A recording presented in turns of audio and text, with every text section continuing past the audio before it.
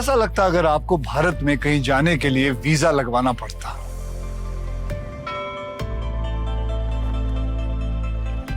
कश्मीर, हैदराबाद या जयपुर जाने के लिए पासपोर्ट की जरूरत पड़ती। अगर हमारा भारत एक देश नहीं होता, 28-30 अलग अलग देश होते, तो कैसा लगता?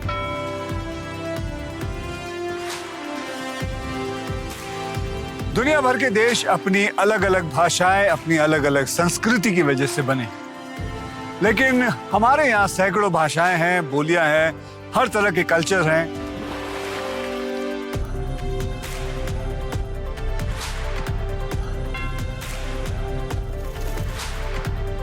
यहाँ हम एक दूसरे के लिए सपने देखते हैं, साथ में गीत गाते हैं, त्योहार मनाते हैं। इसलिए हमारा देश दुनिया भर में सबसे अलग है और इसका कोर है एक्सेप्टेंस, यूनिटी इन डाइवर्सिटी, यानी कि अनेकता में एकता।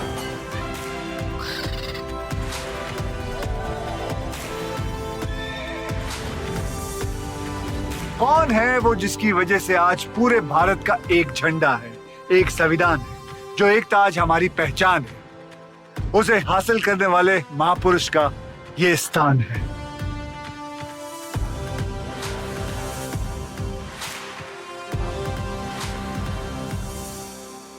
(1947) में जब हम आजाद हुए तब 565 ऐसे रियासतें थी जो टूट के अलग हो सकती थी, और तब पेशे से वकील और राजनीतिक कौशल के माहिर सरदार पटेल ने बिना समय गवाए एक एक कर सभी रियासतों के राजाओं से मुलाकात की, उन्हें समझाया और उन्हें साथ जोड़ते हुए भारत के नक्शे को आज का आकार दिया। सरदार वल्लभ भाई पटेल वो हैं जिन्होंने आजाद भारत का पहला अध्याय लिखा, वो अध्याय जिसमें यह देश अनेकता के बाद भी एक हुआ। आजादी के 75 साल बाद देश के इस योद्धा को उनका स्थान देने के बारे में सोचा गया जिसके वो सही हकदार थे, और स्वयं प्रधानमंत्री श्री नरेंद्र मोदी जी ने इसकी कमान संभाली। देश इतना बड़ा, इतनी बड़ी आबादी, इतने हजारों वर्ष साल उसकी विरासत और उसकी एकता की बात क्या 2-4 शब्दों में कह देंगे?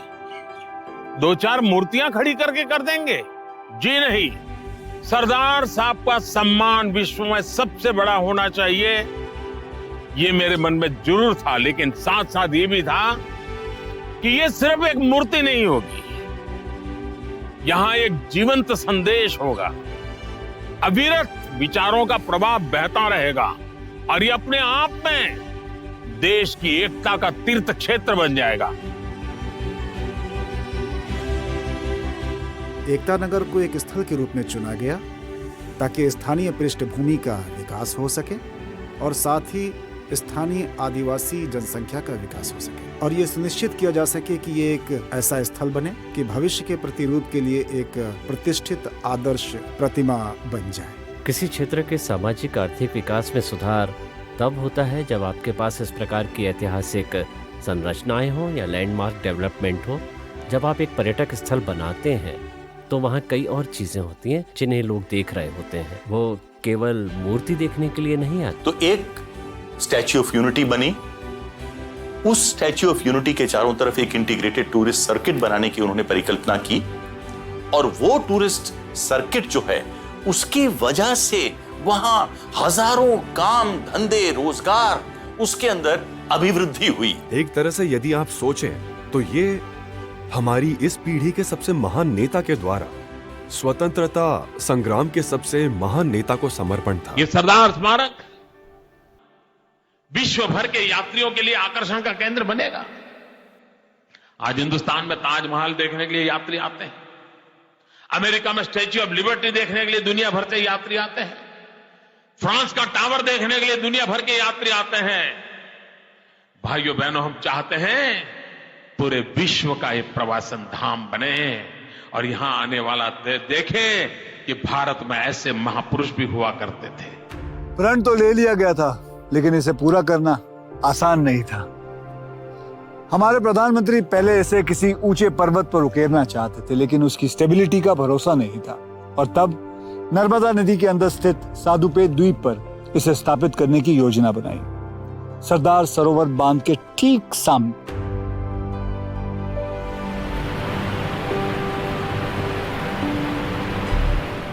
ये जो डैम है ये सरदार वल्लभ भाई पटेल जी की ड्रीम थी, उनकी परिकल्पना थी, उनका विचार था। उनकी अद्भुत बुद्धिमत्ता और इस प्रकार की परियोजनाओं का प्रभाव देखने की दूरदर्शिता के कारण उन्होंने अकेले ही ये सुनिश्चित किया कि ये बांध बनेगा, जिसके परिणाम स्वरूप गुजरात राज्य के लिए ये अत्यधिक समृद्धि का सबब बना। इसलिए ये कहना उचित है कि ये बांध स्वयं में ही एक महत्वपूर्ण और एक पवित्र स्थल है। आज गुजरात की आधी जनसंख्या सरदार सरोवर का पानी पी रही है, इसलिए देखा जाए तो सरदार सरोवर गुजरात की जीवन रेखा है। नर्मदा नदी सबसे प्राचीन नदी है। अब सोचिए इतने लाखों साल पुरानी नदी में उपस्थित चट्टान का ये द्रव्यमान, सोचिए ये कितना मजबूत होगा।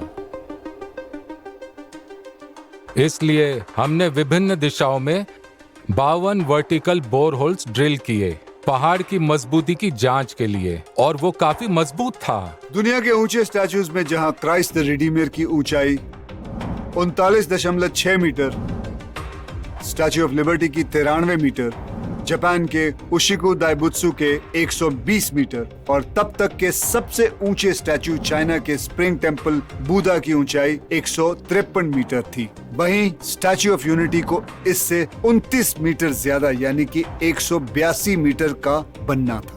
182 मीटर की ऊंचाई का ख्याल भी विधानसभा में बहुमत की वजह से आया, क्योंकि राज्य विधानसभा में गुजरात की कुल सीटों की संख्या भी यही है। एक प्रकार से ये गुजरात के पुत्र को नमन करने की चिंतनशील भावना को भी अच्छे से दर्शाता है। ऊंचे स्टैचूज में एक कॉमन बात यह मिलेगी कि सभी की डिजाइनिंग में पैरों को कवर किया गया है, जिससे स्टैचू का बेस बड़ा और चौड़ा यानी मजबूत हो सके। दुनिया भर में ऊंचे स्टैचूज बनाने का ये एक आम तरीका है, लेकिन स्टैचू ऑफ यूनिटी को आम नहीं बल्कि खास बनाना था। दुनिया में कोई और मूर्ति ऐसी नहीं है जिसके पैर और टखने दिखाए गए हों। हम सरदार जी की प्रतिमा को चलते हुए दिखाना चाहते थे। दोनों पैरों का आगे पीछे होना जरूरी था। एक किसान होने के नाते वो एक ऊंची धोती पहना करते थे, इसलिए उनके टखनों को दिखाना जरूरी था। ये हमारे लिए एक अनोखा चैलेंज था। लेकिन 182 मीटर की ऊंचाई पे खतरा हर चीज का था, फिर चाहे वो लगातार चलती तेज हवा हो या मूसलाधार बारिश, गर्मियों की चुभती धूप हो या एक झटके में इमारतों को धराशायी कर सकने वाला भूकंप। मुश्किलें कई सारी थी। ये एरिया एक खास विंड जोन में आता है। हवा की गति 39 मीटर प्रति सेकंड यानी कि लगभग 130 किलोमीटर प्रति घंटे के बराबर है। लेकिन इस स्टैचू का डिजाइन 180 किलोमीटर विंड स्पीड भी झेल सकता है। स्टैचू किसी भी विपरीत परिस्थिति का सामना कर सकता है। देखने में लगेगा कि ये स्टैचू एक ड्रम के ऊपर खड़ा है, लेकिन इसका वास्तविक आधार जमीन से जुड़ा हुआ है। इसी प्रकार सीस्मिक जोन के हिसाब से ये जोन 3 एरिया का था, लेकिन हमने इसे जोन 4 के लिए डिजाइन किया है। इसलिए हम गर्व के साथ कह सकते हैं कि ये स्टैचू सैकड़ों सालों तक ऐसे ही अपने पैरों पर खड़ा रहेगा। स्टैचू ऑफ यूनिटी के लिए समय सीमा तय की गई सिर्फ 42 महीने की, और निर्माण की जिम्मेदारी मिली देश के सबसे बेहतरीन construction company Larsen and Toubro को। अब इसमें सबसे बड़ी चुनौती थी स्केल की, क्योंकि स्केल लगभग हमारे शरीर के आकार से 100 गुना बड़ा होता है, और सबसे बड़ी चुनौती तो ये इंजीनियर के लिए थी। लेकिन सौभाग्य से हमारे पास राम सुतार थे। सरदार पटेल एक काल्पनिक किरदार नहीं बल्कि एक ऐतिहासिक व्यक्ति है, इसीलिए उनकी प्रतिभा बनाना और भी कई ज्यादा कठिन था। चेहरे या हाव भाव में जरा से भी चूक हो तो एक बड़ी नाराजगी का कारण बन सकता था। जरूरत थी एक ऐसे कलाकार की जिसके हाथों में किसी भी मुहूर्त में जान फूंक देने की कला हो। दुनिया में 2 आदमी की जरूरत होती है, एक कल्पना करने वाला और वो प्रैक्टिकली काम करने वाला। तो कल्पना की है मोदी जी ने, और हम उनके साथ काम करने के लिए तैयार हो गए। इस प्रतिमा के लिए लंबे समय तक अध्ययन चला। पूरे देश से जितने भी उनके पोज थे, फोटोग्राफ थे, उनका शिल्प था, वो सब बुलाया गया, सब लाया गया।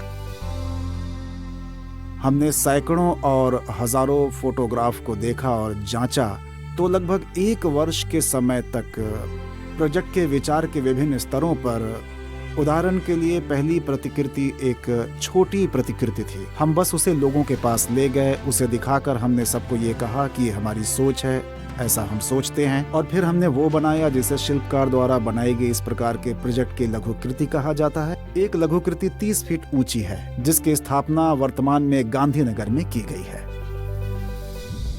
आजादी के आंदोलन में सरदार साहब का बड़ा योगदान था देश के गांव को जगाना, देश के किसानों को जगाना। और इसीलिए मेरे मन में विचार आया था, मैं हिंदुस्तान के 6 लाख से अधिक गांवों में खेत में औजार के रूप में जो उपयोग में आने वाला लोहा है, वैसा हर गांव से एक लोहे का औजार पुराना उपयोग किया हुआ, मां भारती के साथ जिसका नाता रहा है, ऐसा लोहे का औजार उसको लाऊंगा, उसको मेल्ट करूंगा और इस प्रतिमा में उसका कहीं न कहीं उपयोग करूंगा। दूसरा मेरे मन में था कि हिंदुस्तान के हर कोने से मिट्टी लाऊंगा, उस मिट्टी को भी इसके साथ जोड़ूंगा, यानी निर्माण में भी एकता, देश के हर कोने की ओनरशिप, हर कोने की भागीदारी, हर कोने को उसमें जोड़ना, ये भी उसके निर्माण कार्य से जुड़ा। इसमें हमारे पास 1,69,000 और कुछ ऑड नंबर्स के बक्से थे। एक दिन मुझे बुलवाया गया, मुझे 3 चाबियां दी गई। मैंने पूछा ये क्या है? उन्होंने कहा जो 3 गोदाम है ना, उसमें कुछ बक्से पड़े हैं, उसका लोहा निकालकर आपको इसमें इस्तेमाल करना है। 24,500 टन स्टील, 70,000 टन सीमेंट और 1,700 टन ब्रॉन्ज के इस्तेमाल से स्टैचू खड़ा किया गया। समय सीमा निश्चित थी और काम बहुत ज्यादा, क्योंकि इसके नीचे बननी थी एक ऐसी बिल्डिंग जिसमें एंट्रेंस म्यूजियम के साथ साथ एलिवेटर्स की भी प्लानिंग थी, जिसे यहाँ आए हुए लोग सीधा 135 मीटर ऊपर बनी व्यूइंग गैलरी तक पहुंचकर बादलों के बीच से सरदार सरोवर डैम और आसपास की खूबसूरती का मजा ले सके। इस तरह का स्मारक बनाते समय आपको इसके मेंटेनेंस को जहन में रखना बहुत जरूरी होता है। इसलिए एक बेहद अहम फैसला लिया गया कि हम ऐसे मटेरियल को यूज करेंगे जो नेचुरली ऑक्सीडाइज हो जाए और पैटिना को एक्वायर कर ले, जिससे हमारे लिए लंबे समय तक इसका मेंटेनेंस इकोनॉमिक हो जाएगा और हमें इसकी मेंटेनेंस में ज्यादा समस्या नहीं आएगी। जमीन से आसमान को जोड़ती सरदार पटेल की ये कांस्य प्रतिमा प्रमाण थी कि भारत न सिर्फ दुनिया के सबसे ऊंचे स्टैचू को बनाने का दम रखता है, बल्कि उसका निर्माण भी एक रिकॉर्ड तेजी से कर सकता है। 31 अक्टूबर 2018 को जैसे ही स्टैचू ऑफ यूनिटी का इनॉग्रेशन हुआ, गुजरात का ये छोटा सा इलाका एकता नगर सीधे वर्ल्ड मैप पे आ गया। मुझे आकर्षण पैदा करके अटकना नहीं था, मुझे वहां से प्रेरणा पैदा करनी थी। और इसलिए जैसे बनाने से पहले एकता का मंत्र था, बनते समय एकता का मंत्र था, बनने के बाद भी उस पूरे परिषद को भारत की एकता का तीर्थ स्थान बनाने की मेरे मन में कल्पना रही। और फिर एकता के संदेश के साथ साथ शुरू हुई एकता नगर के अस्तित्व में आने की यात्रा, एक ऐसा सिस्टम बनाने की यात्रा जिसमें यहाँ के ट्राइबल जनसंख्या को जल्द से जल्द रोजगार और बेहतर जिंदगी दोनों मिल सके। ये गुजरात के सबसे अविकसित क्षेत्रों में से एक था और उनके पास उस स्तर की कोई शिक्षा भी नहीं थी और ना ही उस स्तर के जीवन और रोजगार की पहुंच थी और जीविका कमाने के लिए उस स्तर का रोजगार और कौशल भी नहीं था। इसलिए ये निर्णय लिया गया कि इस प्रोजेक्ट को विकास, वृद्धि और समृद्धि के प्रतीक के रूप में आज और आने वाली नई पीढ़ी के लिए खड़ा किया जाना चाहिए। यहाँ के जो ट्राइबल लड़के लड़कियां, युवक युवतियां और जो यहाँ का मैन पावर का रिसोर्स है, उसको इसके अंदर साथ में लेना चाहिए। स्टैच्यू ऑफ यूनिटी नहीं बना था, तब खेत है थोड़ा, इसमें सब्जी लगा के मैं सब्जी का काम कर रही थी पहले। दूसरी कोई इनकम नहीं थी और घर में 10 लोग खाने वाले हैं तो एक ही लोग कमाने वाले हैं। पहले तो पता भी नहीं था बोनसाई क्या है और धीरे धीरे प्रैक्टिस किया एक पौधे लेकर ये दूसरा पौधा देखती हूँ तो इसको बॉन्साई बना दूँ। तो टूरिस्ट को भी ऐसे प्रैक्टिस कर के डेमो दिखाया मैंने, ऐसे मैंने सीख लिया बॉन्साई। एकता नर्सरी के अंदर लगभग 300 बहनें सीधे प्रत्यक्ष और अप्रत्यक्ष रूप से रोजगार लेती हैं। जब बाहर से टूरिस्ट आते हैं तब हम थोड़े बोलने लगे, तब हम सब बहनें हिंदी भी सीख गई और कॉन्फिडेंस आ गई, हिम्मत आ गई बोलने की। बहुत बदलाव आ गया है। जो लेडीज लोग घर से बाहर अकेली कभी नहीं जाती, अभी 2 पैसा कमा के घर में लाती है, तो बहुत इसकी तारीफ भी होती है घर में। एकता नर्सरी में बॉन्साई जैसे कई एक्सपीरियंसेस तो मिलेंगे ही, लेकिन साथ ही मिलेगा सखी मंडल द्वारा चलाए जाने वाले एकता कैफे, जिसमें शारदा बहन जैसे ही यहाँ के कई लोकल महिलाएं पारंपरिक ट्राइबल खाने का ऐसा स्वाद परोसती हैं जो सीधा दिल में उतरता है। इस कैफे की शुरुआत हमने 4 साल पहले की थी। हम सब 40 लोग यहाँ मिलकर काम करते हैं। उन सबको मैनेज करने का काम मेरा है। बहुत सारे पर्यटक हमारे कैफे में आते हैं। इससे हमें एकजुट होकर और मेहनत से काम करने की इच्छा होती है, जिसका फल हमें अच्छा मिलता है। इससे पहले मैं अपने घर में केवल 4 लोगों के लिए खाना बनाती थी, लेकिन अब कैफे में हम 150 लोगों का खाना बनाते हैं और उन्हें खुशी खुशी खिलाते हैं। हम पर्यटकों की संख्या देखकर घबराते नहीं हैं, फिर चाहे वो 100 हो, 200 हो या 300 लोग हों। जो वहां पर आसपास में उगता है, जो मिलेट्स उगते हैं, जो वहां पर जिस तरह का चावल उगता है, जिस तरह की सब्जियां वहां पर उगती हैं, उन सब ऑर्गेनिक वस्तुओं को लेकर और वहां पर एकता कैफे के अंदर वो बहनें खाना बनाती हैं। जैसे जैसे हमारे कैफे का विकास हो रहा है, हम और औरतों को अपने साथ काम पर रखने की आशा करते हैं। जो औरतें घर बैठी हुई हैं, उन्हें भी हमारे साथ जुड़ना चाहिए। हमारी तरह वो औरतें भी अपने पैरों पर खड़ी हो पाएं। हमारी तो बस यही कामना है। मुझे लगता है कि एक रोल मॉडल है जो पूरे राज्य को संपूर्णता के तौर पर पूरे समाज को दिखाना चाहिए कि एक अच्छी तरह से चलने वाली सखी मंडल किस तरह से एक पूरे समुदाय का उत्थान कर सकती है। सखी मंडल जैसे मॉडल की वजह से पूरी कम्युनिटी को फायदा पहुंच रहा था। इन महिलाओं को जीवन में पहली बार पहचान मिल रही थी, नाम मिल रहा था, और जैसे जैसे उनका आत्मविश्वास बढ़ता गया, वैसे वैसे उन्होंने बाकी महिलाओं को भी प्रेरित करना शुरू कर दिया। इसका नतीजा ये निकला कि जो काम अब तक मेल डोमिनेटेड था, उन्हें भी महिलाओं ने बाखूबी करना शुरू कर दिया। मेरा नाम तड़वी मनीषा बहन है। मैं अभी ऑटो चलाती हूँ। मैं 12वीं तक पढ़ी हूँ। 12वीं के बाद मैंने स्टडी करना छोड़ दिया था। हमारे गांव में कुछ शिक्षक लोग आए थे, तो उन्होंने बताया कि GMR सेंटर में ट्रेनिंग चल रही है।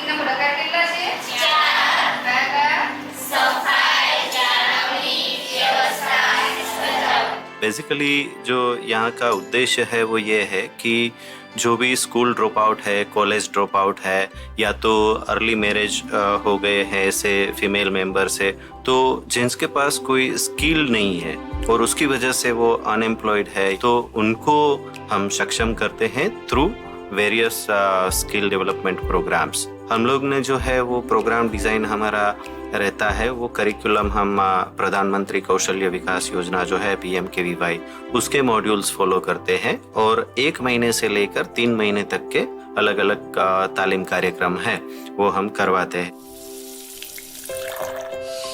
कहीं ना कहीं मुझे बहुत ज़्यादा प्राउड लगता है कि मैं ऐसे स्टोर की RGM हूँ जहाँ पे कि सारी लड़कियाँ काम करती है, क्योंकि ये पूरे एशिया का first all women staff store है।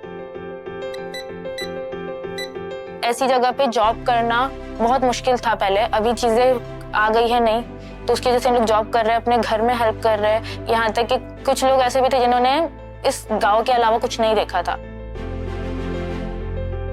स्टैच्यू ऑफ यूनिटी जब नहीं था तो मैं कभी बाहर गए भी नहीं थे। हमने कुछ वैसा बर्गर वगैरह भी नहीं देखा था, कुछ भी नहीं, कुछ भी अच्छा नहीं था। लेकिन ये स्टैच्यू ऑफ यूनिटी बना है तब से बहुत ये एकता नगर में बदलाव आ गया है। मैं पहले क्रू में थी, फिर अभी मैं प्रमोट हुई हूँ तो अभी क्रू टेनर में हूँ। जो नई लड़कियाँ ज्वाइन होती है उसमें उनको ट्रेनिंग देती हूँ।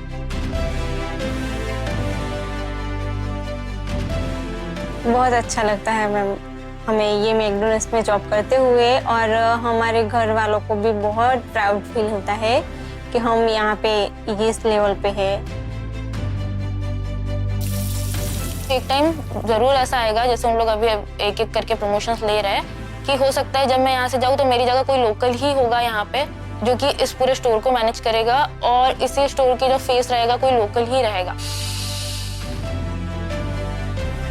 कहते हैं कि अच्छी संगत का असर हमेशा अच्छा ही पड़ता है। शायद ये दुनिया के सबसे ऊंचे स्टैचू की अच्छी संगत का ही असर है कि यहाँ की महिलाओं के सपने भी आसमान छूने निकल चुके हैं। एकता नगर की महिलाओं ने पीछे मुड़ के देखना बंद कर दिया है।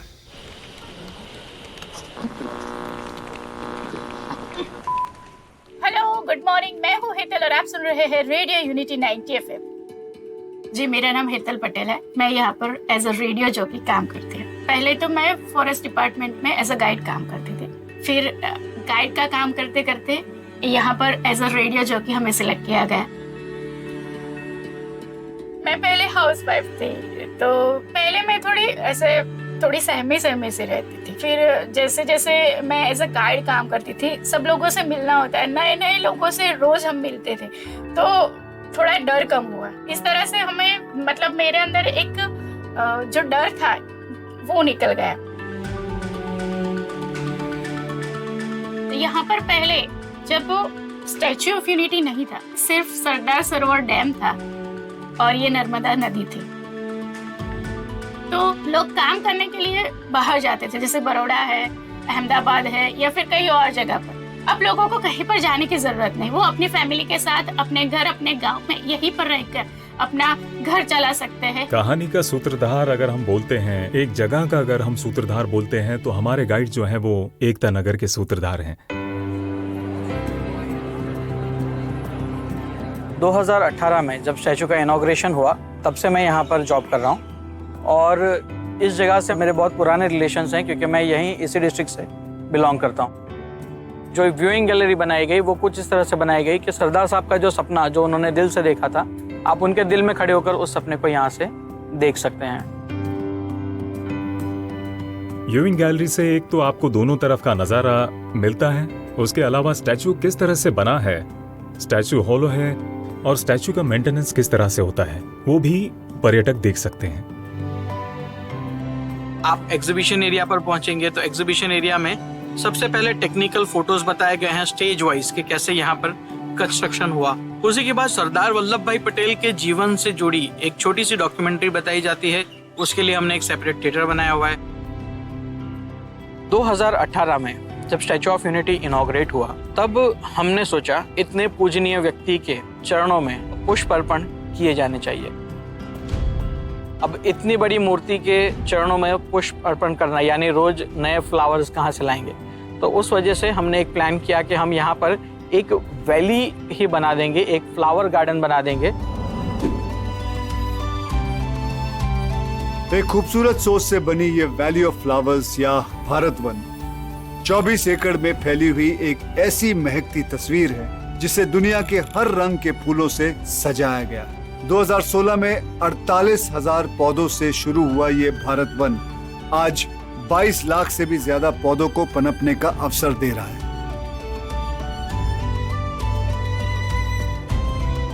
टूरिस्ट सर्किट में जब लोग आएंगे तो प्रधानमंत्री जी का यह भी विचार था कि मात्र वो 3-4 घंटे के अंदर आकर देखकर चले न जाएं, वो रुकें और तरह तरह की चीजें ऐसी बनाई जाएं जिसके अंदर सारे परिवार को कुछ न कुछ आकर्षण का मिले। इसी तरह से वहां पर माननीय प्रधानमंत्री जी की परिकल्पना के अनुसार एक मियावाकी फॉरेस्ट भी बनाया। अगर किसी जगह की मिट्टी उपजाऊ नहीं रही हो तो मियावाकी तकनीक उस क्षेत्र को फिर से हरा भरा करने का बहुत अच्छा तरीका होती है। मियावाकी फॉरेस्ट का नाम जापान के मशहूर बॉटनिस्ट डॉक्टर अकीरा मियावाकी के नाम पर आधारित है। उनके द्वारा विकसित की गई टेक्निक से पेड़ पौधों को 10 गुना तेजी से बढ़ाया और 30 गुना डेंस किया जा सकता है। इस तकनीक का फायदा उन अर्बन एरियाज के लोग उठा सकते हैं जिनके पास स्पेस तो बहुत कम है लेकिन नेचर के करीब रहने का मन बहुत ज्यादा है। इंसान और नेचर की ऐसी ही करीबी को दिखाता है 17 एकड़ में फैला हुआ आरोग्य वन। अच्छे स्वास्थ्य की और लोगों को जागरूक करते इस वन में लगभग 80 मीटर लंबाई का एक 3 डायमेंशनल ह्यूमन फिगर बनाया गया, जिसके अलग अलग बॉडी पार्ट्स में ऐसे वनस्पति लगाए गए हैं जो इंसान के शरीर के उस हिस्से के लिए उपयोगी हो। जहाँ एक तरफ नेचर का एक रूप यानी कि हरियाली दिखाती वैली ऑफ फ्लावर्स है, वहीं दूसरी तरफ है नेचर का दूसरा अद्भुत रूप यानी पशु पक्षियों को दिखाती केवड़िया जंगल सफारी, जो वास्तव में सरदार पटेल जियोलॉजिकल पार्क है और एक चिड़ियाघर है। ये हमारे सबसे अच्छे आकर्षणों में से एक है। ये चिड़ियाघर स्टैचू के बाद सबसे ज्यादा पर्यटकों को अपनी ओर आकर्षित करता है। जंगल सफारी, उसके लिए 200-250 एकड़ समतल जमीन की जरूरत है। तो प्रधानमंत्री जी ने कहा कि यहाँ अगर समतल जमीन नहीं है तो पहाड़ियों के ऊपर बना दी जाए। पहाड़ियों के ऊपर जब बनाने गए हम लोग तो हमें लगा कि ये तो अलग अलग लेवल्स की पहाड़ियां हैं। तो जंगल सफारी बनाई 7 लेवल्स में, जो 27 मीटर से 180 मीटर तक की अलग अलग ऊंचाई की पहाड़ियां हैं, उनके ऊपर इसका प्लान किया गया। यहाँ पर एनिमल्स को बड़े बड़े एनक्लोजर्स दिए गए हैं और ये इंडिया की सबसे पहली ग्लास गैलरी वाली जू है, जहाँ पर आपको एनिमल्स बहुत ही स्पेशली कार्निवोरस एनिमल्स आपको बहुत ही नजदीक से देखने मिलते हैं। जंगल सफारी के अंदर लगभग 1500 पशु पक्षी प्राणी 17 देशों से और भारत के, और उसके अंदर 100 की जितनी प्रजातियां थीं, वो पशु पक्षियों और प्राणियों को लाके बसाया। वहां पर एवियरी बनाई गई। एवियरी जियोडेसिक डोम के अंदर बनाई गई। तो जब बनाने गए तो 2 एवियरी बनाई, एक भारत के पक्षियों के लिए और एक विदेशी पक्षियों के लिए। मेरा नाम तरवी दिलीप है और अभी एसपीजू में काम करता हूँ। मैं राइनो का एक केयर टेकर हूँ। मेरा नाम सरिता बेन है और मैं केवड़िया कॉलोनी के एकता नगर वहाँ की रहने वाली हूँ। हम सभी एनिमल्स का ध्यान रखते हैं, जो कि वो वाइल्ड बीस्ट हैं, वो लंबे सींगों वाले ऑडिक्स हैं, ऑस्ट्रिच हैं, वो जिराफ हैं। मुझे तो वैसे सभी पसंद हैं, लेकिन सबसे ज्यादा जिराफ। वो मेरे साथ ज्यादा रहती है, यहाँ मेरे साथ खेलती रहती है, ज्यादा दोस्ती हो गई है उसके साथ। मैं पहले एक रेस्क्यूअर था। 18 साल से मैं फॉरेस्ट डिपार्टमेंट के अंदर सांप से लेके मगर से लेके ये सब रेस्क्यू करने का काम करता था। अभी जैसे यहाँ पे ये सब आया है तो उसकी वजह से मैंने प्राइवेट जॉब छोड़ दी है और मेरे को एनिमल पहले से पसंद थे। तो अभी मेरे को एनिमल के साथ रहने का मौका मिला है और सबसे बेस्ट बात तो यही है कि गुजरात में कहीं भी एनिमल्स में राइनो नहीं है और हमें राइनो जैसे एनिमल के साथ काम करने का मौका मिला है। बहुत कुछ बदल गया है, सोच भी नहीं सकती कि कितना कुछ बदल गया है मेरे जीवन में। मैं पहले कुछ नहीं करती थी, घर में थी पहले। तब मैं ट्रेनिंग में गई और वहाँ बहुत पशु पक्षियों से जो प्रेम हुआ और यहाँ आकर भी मुझे बहुत अच्छा लगा। सरकारी नौकरी से भी ज़्यादा ये नौकरी बहुत अच्छी है मेरे लिए। क्योंकि यहाँ जो खुशी मिलती है वो किसी भी नौकरी या किसी भी काम में इतनी खुशी नहीं मिलती है। मेरे को यहाँ आके मेरे को एक फ्रेंड जैसा महसूस होता है। अभी ऐसा लगता है कि घर के अलावा मेरा दूसरा भी कोई फैमिली है। जिस तरह हर परिवार में बच्चों का एक विशेष महत्व होता है, वैसे ही महत्व एकता नगर में भी बच्चों को दिया गया, जब खास तौर पर उनके लिए अट्रैक्शन पॉइंट डिजाइन किए गए।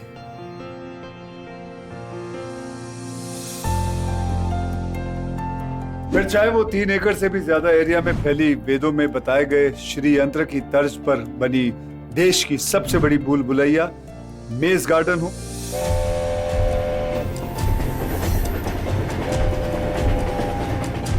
या फिर स्वस्थ खान पान के फायदों को खेल कूद के साथ सिखाता हुआ चिल्ड्रन न्यूट्रिशन पार्क हो,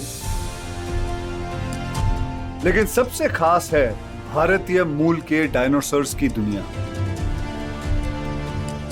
नर्मदा वैली में खुदाई के दौरान पाया गया कि आज से लाखों साल पहले यहाँ पे राजोसोरस नर्मदेनेसिस नाम के डायनासोर्स बसते थे, जिनके रेप्लिकास को नजदीक से दिखाती है इनके बीच से दौड़ती हुई डायनो ट्रेन। यहाँ पर टूरिस्ट आएंगे तो बच्चों के लिए चिल्ड्रन न्यूट्रिशन पार्क बना, बड़ों के लिए, वृद्धों के लिए आरोग्य वन बना। तो इसमें जो एडवेंचरस यूथ है उसके लिए क्या है, तो सोचा कि यहां पर एक रिवर राफ्टिंग बनाई जाए। आप कश्मीर में, लद्दाख में रिवर राफ्टिंग करके आइए, उत्तराखंड में रिवर राफ्टिंग करके आइए और केवड़िया एकता नगर में रिवर राफ्टिंग करिए, आपको यहां पर ज्यादा मजा आएगा।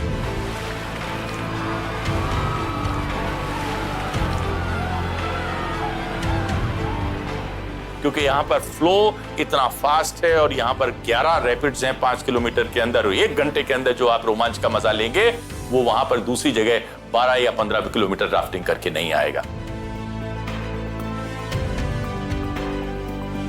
दिन में तो ऐसे हमारे कई सारे अट्रैक्शंस हैं, उसके अलावा रात को भी हम लोगों को मनोरंजन दे सकें, इसके लिए जैसे ही सूरज ढलता है, सबसे पहले स्टैचू के ऊपर ही बहुत ही सुंदर state of the art projection mapping होती है। लोग उसका भी मजा लेते हैं। वैली ऑफ फ्लावर्स के अंदर हमारे पास एक ग्लो गार्डन है, जो एक खूबसूरत पार्क है, जहां पर प्राणियों की आकृतियां, साथ ही साथ वहां पर पेड़ पौधों की भी आकृतियां हैं, जो प्रकाशित होता है। इसके साथ ही संगीत का भी आनंद लिया जा सकता है। फिर हमारे पास एक बहुत ही पवित्र और सुखद एहसास देने वाली नर्मदा आरती है।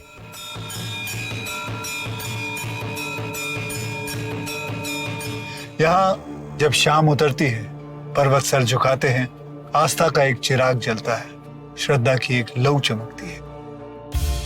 एकता नगर एक ऐसा अनुभव है जो कई दिनों तक इंसान के साथ रहता है।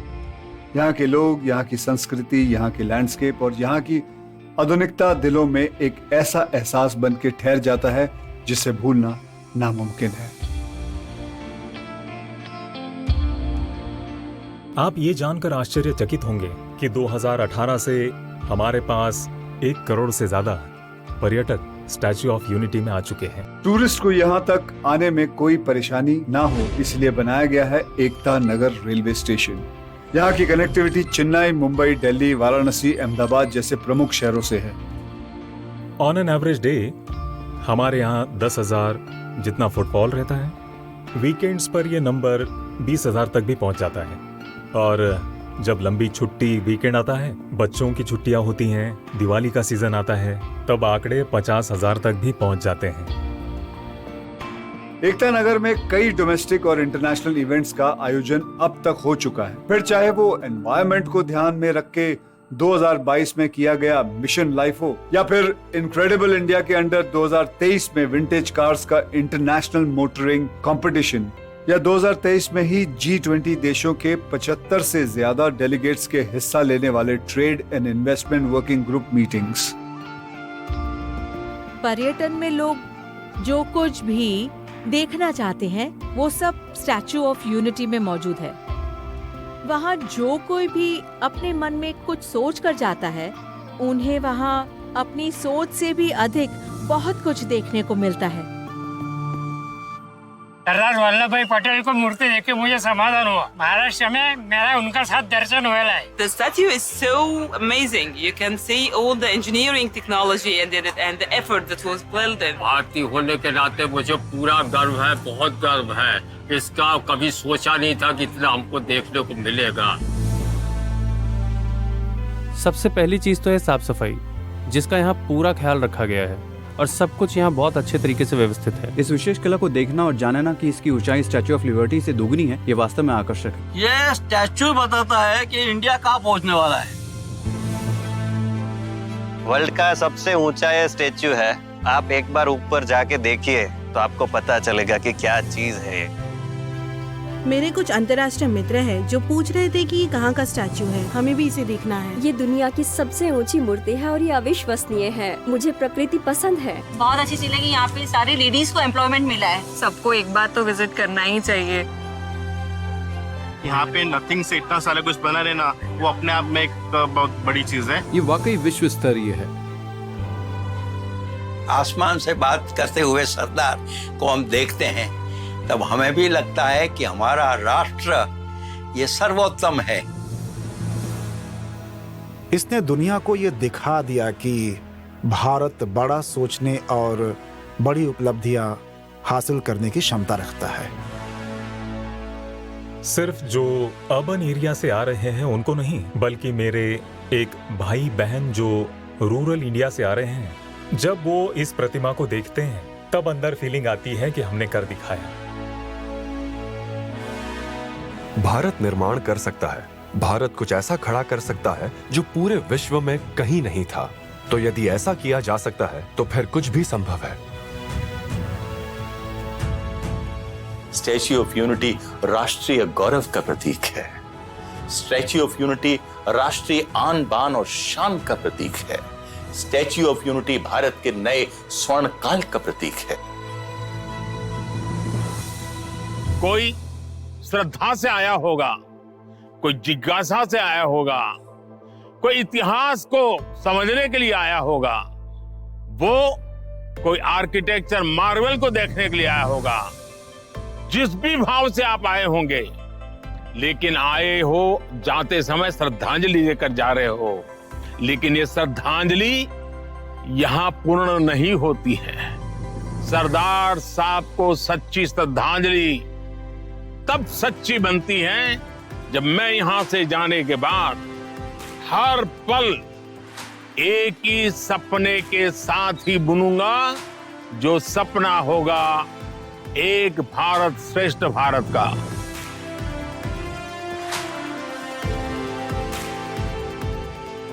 भारत में अलग अलग इलाके, भाषा और संप्रदाय के लोग अलग अलग रंग के उन फूलों की तरह हैं जो साथ मिलकर एक खूबसूरत गुलदस्ता बनाते हैं। और फूलों की महक की तरह ही इंसानों में भी वैल्यूज की महक बसती है। वो वैल्यूज जो हमको अपने बुजुर्गों से विरासत में मिलती है।